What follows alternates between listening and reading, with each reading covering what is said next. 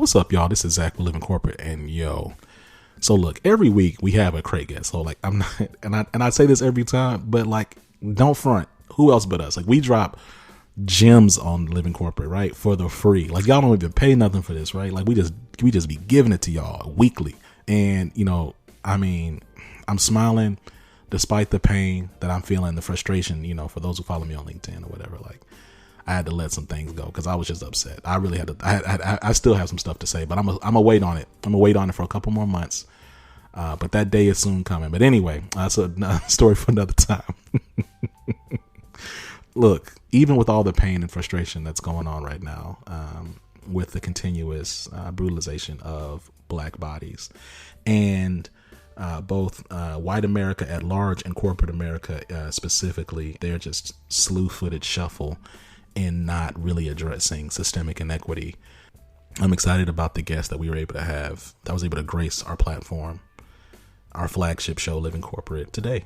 And the guest we have is Nikole Hannah-Jones. Now, look, I'm not going to go into some long biography of Nikole Hannah-Jones. Nikole Hannah-Jones, also known as Ida Bae Wells, is one of the most prolific writers of our time. Shout out to Black women. She holds it down. She advocates and speaks to the reality and lived experience, the historicity of our struggle. And she's one of the people. Like, she comes from a similar, just like, humble background that I do, and doesn't tolerate disrespect, similarly how I don't tolerate disrespect. So we just vibe on a certain level. I appreciated our conversation. The next thing you're going to hear is the discussion, the interview that I had with Miss Hannah-Jones. Make sure that you listen to the whole thing. Make sure that you check out the show notes, and we'll catch y'all next time. Peace. Nikole, welcome to the show. To say this is an honor would be an understatement, and I recognize, especially on today, this is a loaded question, but how are you? Thanks for having me on the show and for your persistence. I'm fine.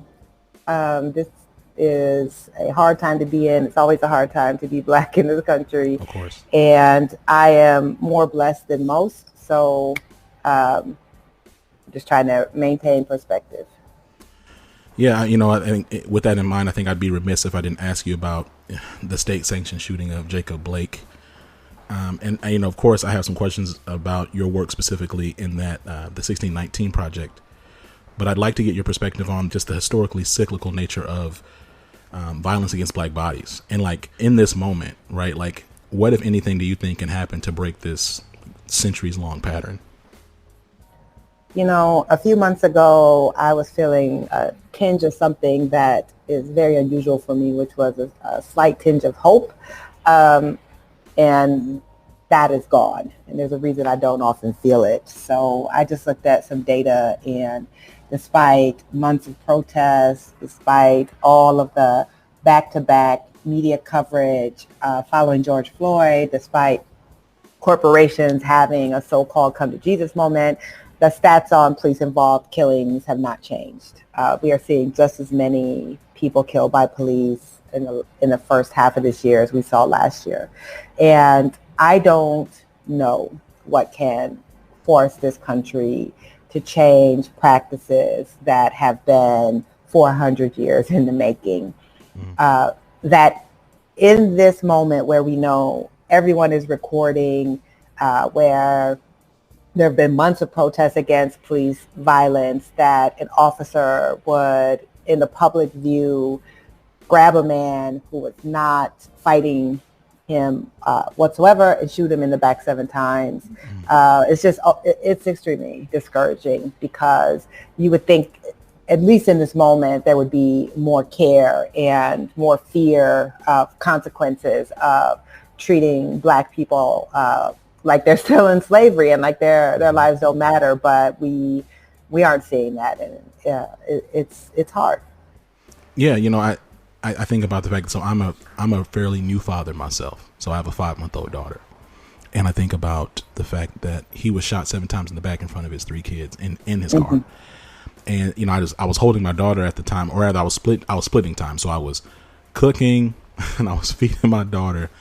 And this just so happened to look at my phone and see that. And then just, I looked at Emery and I just started crying, because I was just like, this is just the inhumanity of it. They just don't, just anyway. I'm really curious as we continue forward, because I think this project and the work that you continue to do. Thank you for your work, by the way. Bless you for that. Is just highlighting how inhumanely we've been treated, because there's no way that you just treat human beings like this. And, speaking of the work, I've read stories about editorial bias and how Black journalists will stop submitting certain stories that center Black people because they keep getting shot down, or any Black and brown people.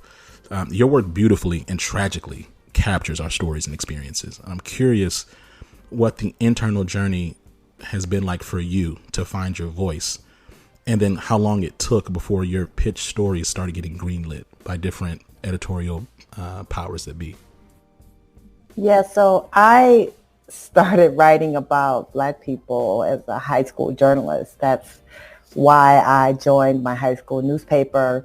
I had a column called From the African Perspective, and I joined my high school newspaper because as many of your listeners know my story at all, they'll know I was bused into white schools as part of a voluntary desegregation order starting in second grade.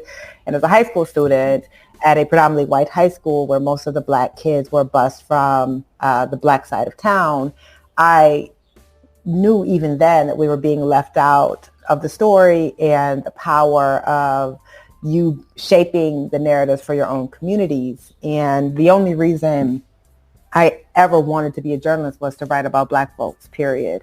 I was interested, I'm a news junkie in general. I'm interested in the news. I read the news. I've always read the news. I used to read the paper with my father, but I wanted to be a journalist to write about Black folks.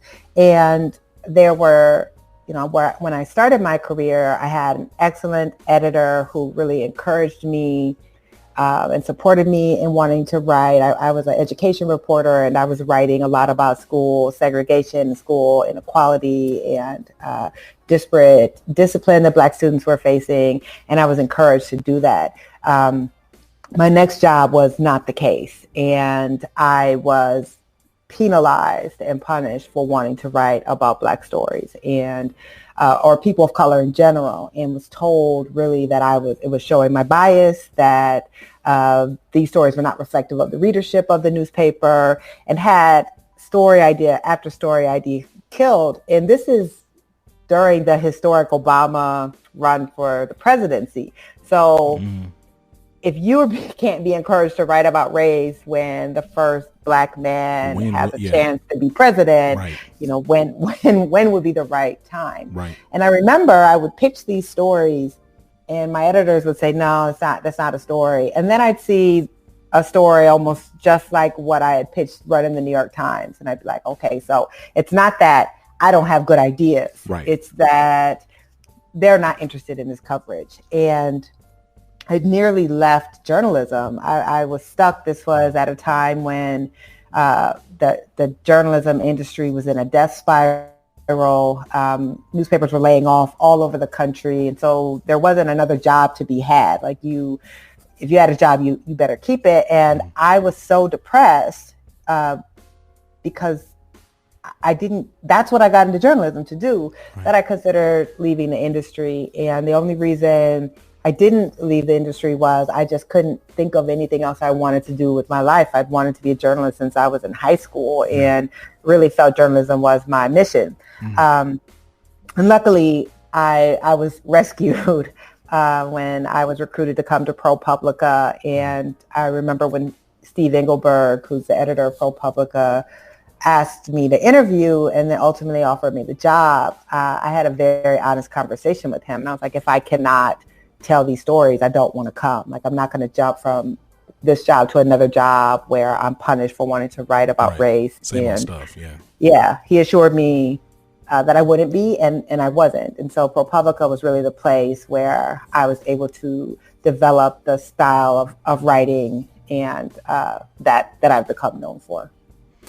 I think to your point, like, with ProPublica and now, the New York Times, I'm curious to know what it's like to write and work with an institution that publishes pieces and projects like the 1619 Project, but then also has puff pieces about Trump supporters and then editorial pieces like Tom Cotton's. Like, I'm curious, is there any duality there that you have to straddle, or frustrations that you have to manage? Yeah, I mean, I'm assuming that's a rhetorical question because, of course, right? I mean, this is the nature of Black folks working in any white institution. It is the reality of Black people in America. Is there's always a duality, and yes, you can work at a place that simultaneously will support with every resource a project like the 1619 Project and run the Tom Cotton editorial. And I think we all, as Black and brown and Asian and indigenous people in these white spaces, struggle with trying to produce the work that you think is important and necessary because of the platform. Yep. I could certainly work elsewhere, but there's no megaphone like the New York Times. So understanding that platform does something for the work that you're trying to do, but also staying true to who you are and the work you're trying to do, and fighting those internal battles to try to bring the actual institution in line with the work that you do. So I have, my outward work, which gets published, and then I have my inward work, which is working with other folks to try to push the institution to be better. What I find so intriguing about that is, it's activism in two fronts, right? Like you have what everyone sees, and you have the work that you're doing to push systemic change internally. Can we talk a little bit about portions of white academia's response to the 1619 Project? Like, to an extent, I would imagine negativity from members of the GOP, as ignorant and dumb and doofy and goofy as they are, don't shock you. But has any of it caught you off guard? Yes, of course. So I fully expected that conservatives would not be pleased with the 1619 Project. And I also fully expected, because I've studied history for a long time and I understand the field of historiography, that there would be historians who didn't agree with all of our framing, or who would quibble with, why did they put this in? Why did they not put this in? Why did they focus on this and not that? That was all expected.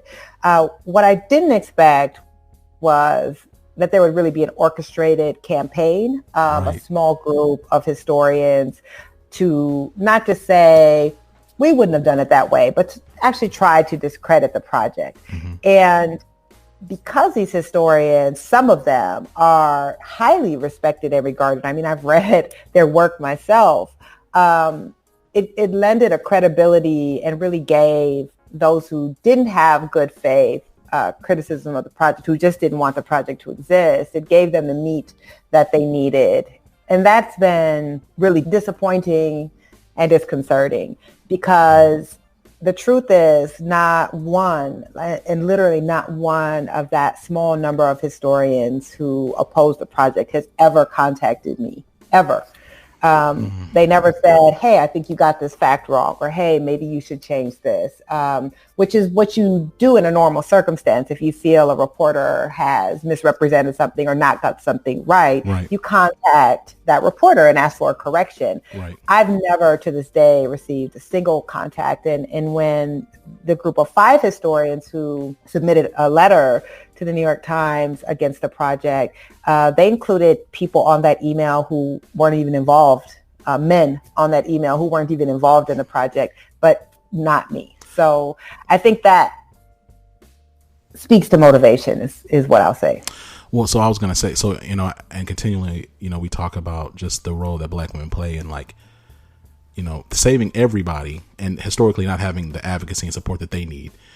And to your point around just like the misogyny of and presumption that, you're being excluded in the work that you were actively, that is your project. And then, and then on top of that, being simultaneously attacked and erased at the same time, right? Like, that's my question following up is like, I would imagine. So first of all, I think for me, like in this moment, Nikole, like what I've been thinking through and like coming to peace with is that it's not that people don't understand or don't see it. They just don't. A lot of them just don't care, right? So for me, as opposed, I used to get in this thing around like trying to educate folks some years ago.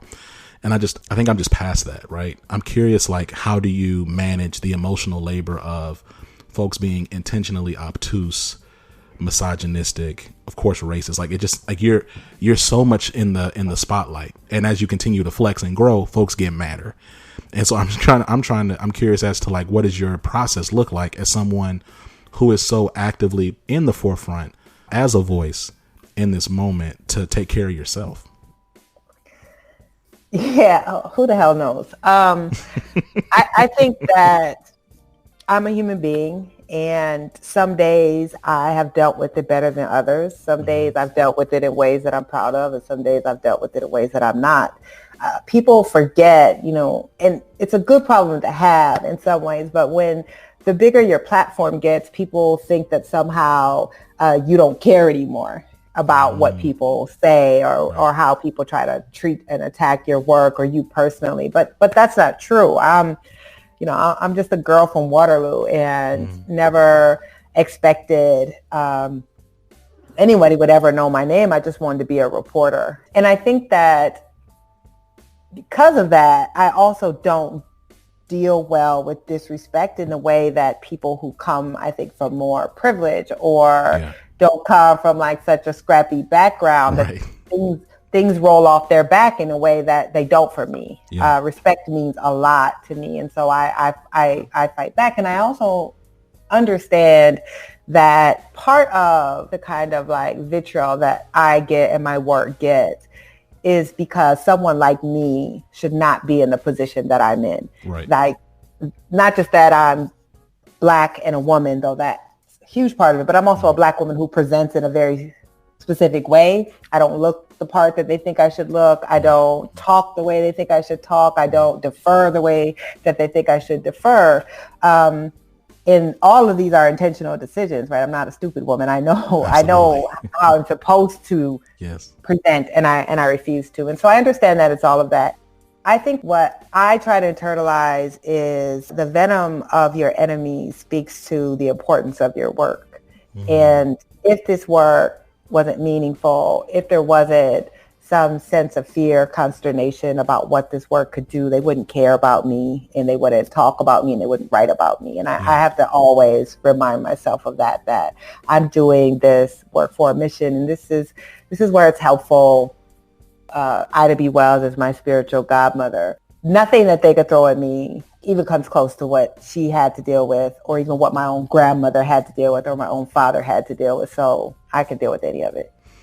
Well, we're going to talk about my wife in a moment, and it's going to make sense in a second. But when that piece came out, really seeking to discredit and undermine the 1619 Project, and I looked at those names because I have a network of academics as well. And so a lot of the people some of the people rather, that was in that group, folks in my network knew personally and like really highly regarded. And I literally looked at it and I said, wow, Nikole, this is a lot of power. Like, she has this much power that all these well-to-do white folks got together in a little Google document and started typing away to do all this work. And that was my very first response, was like, wow, this further lets me know that this is incredibly powerful and that she is seen as a threat to the institutions that be.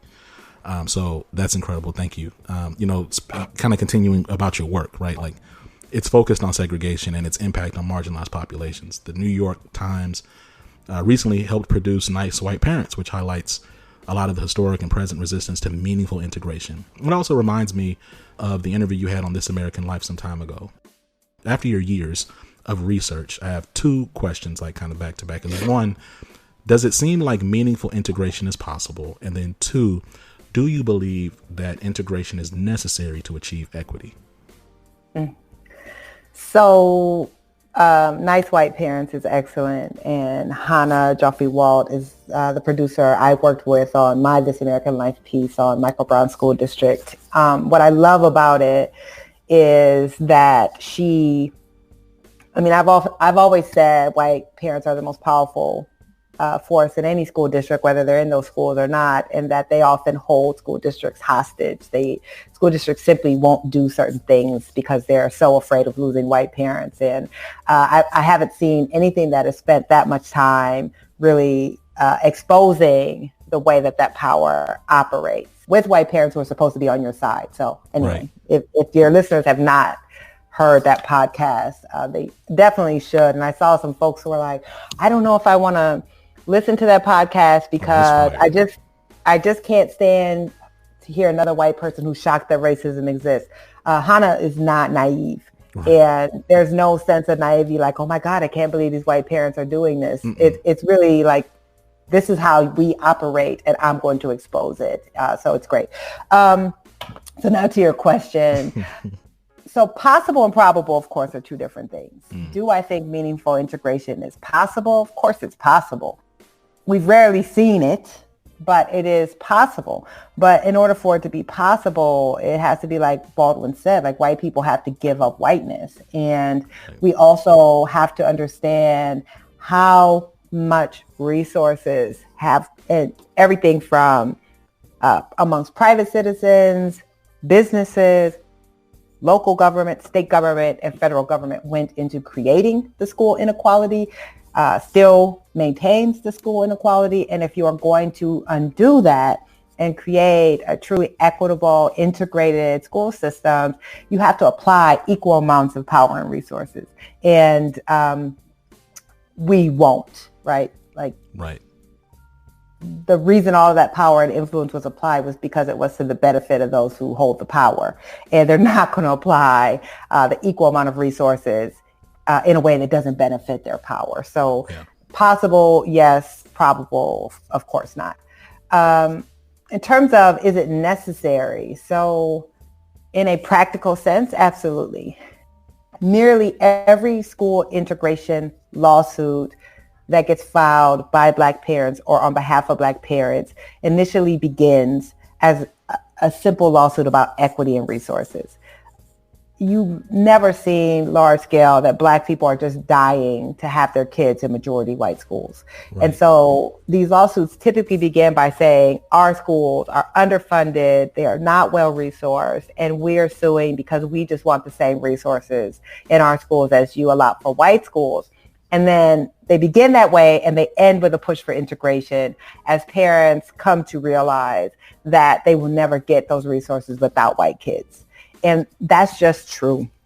It holds true in every region of the country. It holds true in rural areas, suburban, urban. It doesn't matter. In a country where we still have to assert that Black Lives Matter, which is really Black Lives Matter too, right.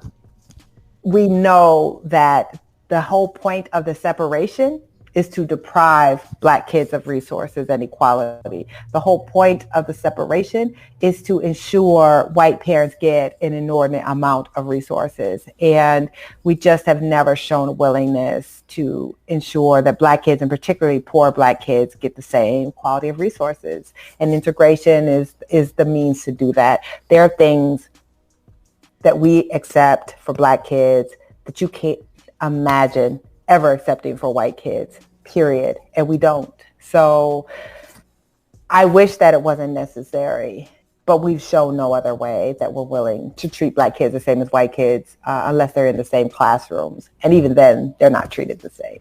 Right. And that leads into my next question. So I mentioned my wife, Candace, earlier. She's an educator teaching high school, and her district is starting remote. I know you've addressed concerns about the feasibility and effectiveness of remote learning during this time. Yes. You know, as both a parent and a journalist who has specialized in an equity and in education, what advice do you have for educators who want to provide a quality education from home to their students right now? And what considerations do you think they should be keeping in mind? God, this is so hard. And the public conversation has tried to make this simple. Really binary, yeah.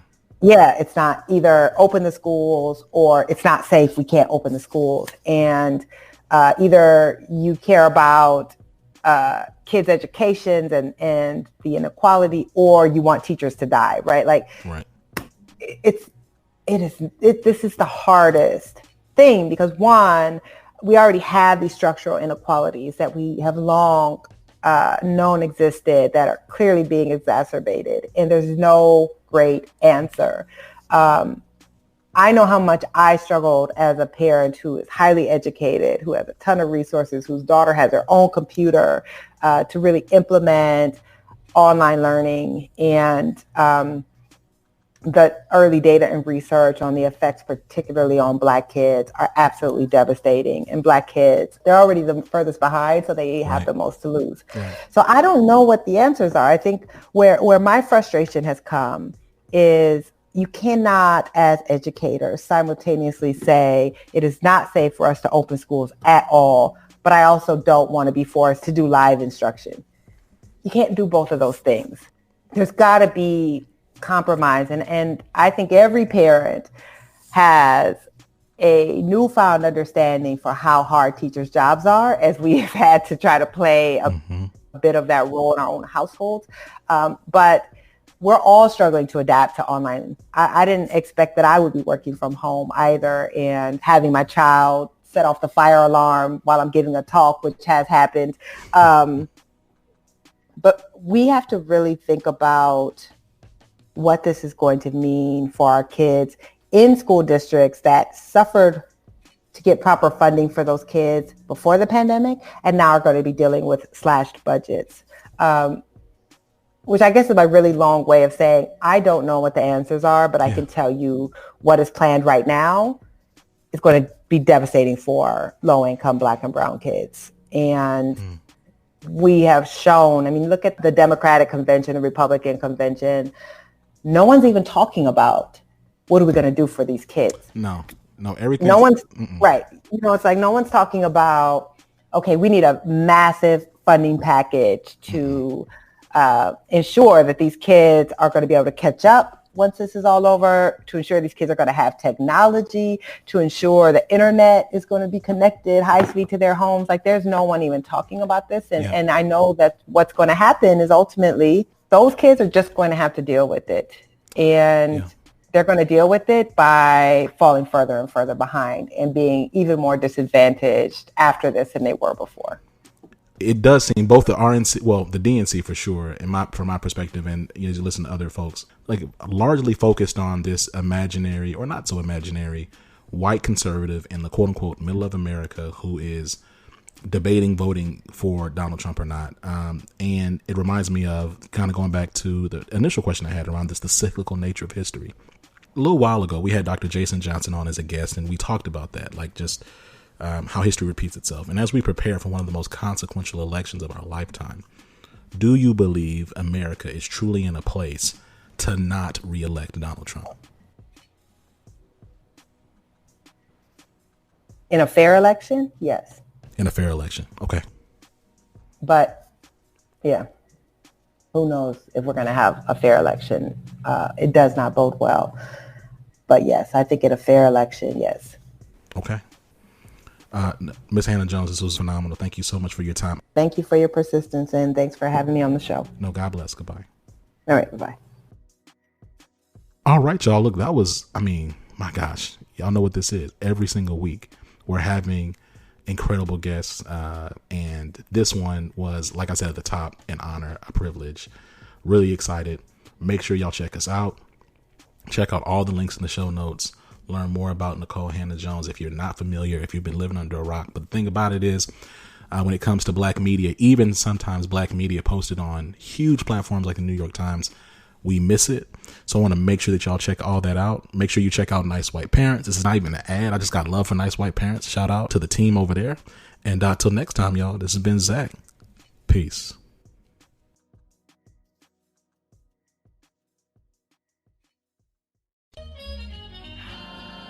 Living Corporate is a podcast by Living Corporate LLC.